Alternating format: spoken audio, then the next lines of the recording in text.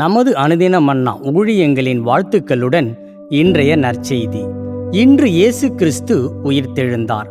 இன்றைய வேதாகம பகுதி மத்தேயு 28 1-10 வசனங்கள். ஓய்வு நாள் முடிந்து வாரத்தின் முதலாம் நாள் விடிந்து வருகையில் மகதலேனா மரியாளும் மற்ற மரியாளும் கல்லறையை பார்க்க வந்தார்கள். அப்பொழுது பூமி மிகவும் அதிரும்படி கர்த்தருடைய தூதன் வானத்தில் இருந்து இறங்கி வந்து வாசலில் இருந்த கல்லை புரட்டி தள்ளி அதன் மேல் உட்கார்ந்தான். அவனுடைய ரூபம் மின்னல் போலவும் அவனுடைய வஸ்திரம் உறைந்த மழையைப் போலவும் வெண்மையாகவும் இருந்தது. காவலாளர் அவனுக்கு பயந்ததினால் திடுக்கிட்டு செத்தவர்கள் போல் ஆனார்கள். தூதன் அந்த ஸ்திரீகளை நோக்கி, நீங்கள் பயப்படாதிருங்கள், சிலுவையில் அறையப்பட்ட இயேசுவை தேடுகிறீர்கள் என்று அறிவேன். அவர் இங்கே இல்லை, தாம் சொன்னபடியே உயிர்த்தெழுந்தார். கர்த்தரை வைத்த இடத்தை வந்து பாருங்கள். சீக்கிரமாய் போய் அவர் மரித்தோரிலிருந்து எழுந்தார் என்று அவருடைய சீஷர்களுக்கு சொல்லுங்கள். அவர் உங்களுக்கு முன்னே கலிலேயாவுக்கு போகிறார், அங்கே அவரை காண்பீர்கள். இதோ உங்களுக்கு சொன்னேன் என்றான். அவர்கள் பயத்தோடும் மகா சந்தோஷத்தோடும் கல்லறையை விட்டு சீக்கிரமாய் புறப்பட்டு அவருடைய சீஷர்களுக்கு அறிவிக்க ஓடினார்கள். அவர்கள் அவருடைய சீஷர்களுக்கு அறிவிக்க போகிற பொழுது இயேசு தாமே அவர்களுக்கு எதிர்பட்டு வாழ்க என்றார்.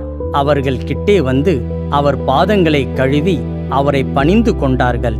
அப்பொழுது இயேசு அவர்களை நோக்கி, பயப்படாதிருங்கள், நீங்கள் போய் என் சகோதரர் கலிலேயாவுக்கு போகும்படி அவர்களுக்கு சொல்லுங்கள், அங்கே அவர்கள் என்னை காண்பார்கள் என்றார். குறிப்பு வசனம்: அவர் இங்கே இல்லை, தாம் சொன்னபடியே உயிர்த்தெழுந்தார். கர்த்தரை வைத்த இடத்தை வந்து பாருங்கள். மத்தேயு 28:6. சார்லஸ் சிமியோன் இங்கிலாந்தின் கேம்பிரிட்ஜ் பல்கலைக்கழகத்தில் சேரும் முன் அவருக்கு குதிரைகளும் ஆடைகளும் பிடிக்கும். ஆண்டுதோறும் தனது ஆடைகளுக்காக பெரிய தொகையை செலவிட்டார். ஆனால் அவரது கல்லூரியின் ஒழுங்கின்படி திருவிருந்து ஆராதனைகளில் கலந்து கொள்ள வேண்டியதாயிருந்ததால் அவர் நம்புவதை ஆராயத் தொடங்கினார். இயேசுவின் விசுவாசிகளால் எழுதப்பட்ட புத்தகங்களை படித்த பிறகு அவர் ஈஸ்டர் ஞாயிற்றுக்கிழமை ஒரு வியத்தகு மாற்றத்தை அனுபவித்தார்.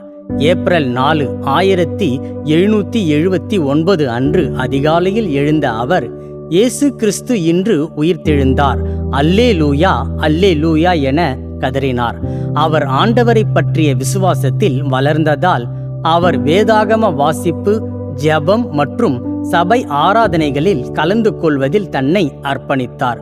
முதல் ஈஸ்டர் அன்று இயேசுவின் கல்லறைக்கு வந்த 2 பெண்களின் வாழ்க்கை மாறியது.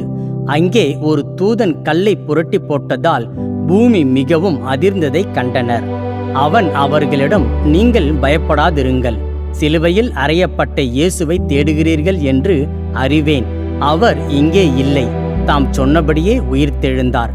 கர்த்தரை வைத்த இடத்தை வந்து பாருங்கள் என்றான்.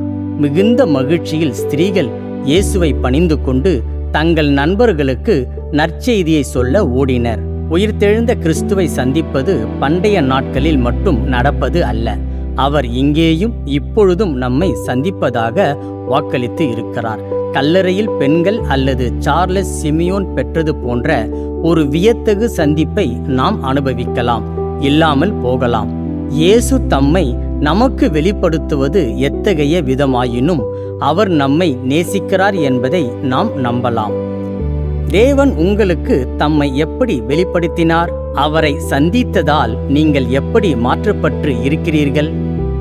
உயிர்த்தெழுந்த இயேசுவே, நான் நித்திய வாழ்வை பெறுவதற்காக வந்து சிலுவையில் மரித்ததற்கு நன்றி. நான் உம்மை தொழுகிறேன்.